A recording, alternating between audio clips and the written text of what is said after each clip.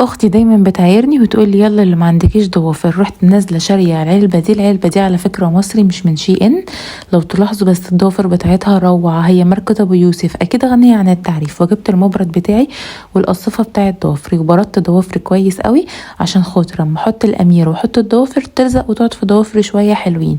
تمام. بشيل بالفرشه كده اي بواقي برد من الضوافر، ولازم اقيس مقاس الضوافر على مقاس ضفري قبل ما احط الامير. خلاص هبتدي ان انا الزق كده، سهل جدا، الموضوع مش بياخد منك 5 دقايق. بصوا كده خلصت. تا بصوا بقى الايد التانية، ايه ده، اهي ظهرت بس كده. وبحط على ايديا شويه سيرم كده او اي زيت كده يطريها وينعمها. دي علبه الضوافر حلوه جدا وموفره جدا وسعرها بسيط، وده الامير وحش جدا محدش يجيبه. دي القصافه مش هقص طبعا لان الطول مناسب جدا. وبس كده. بصوا بقى ما نحط الاكسسوارات تحسي كده انك ليدي في نفسك قوي. الضوافر شكلها جميل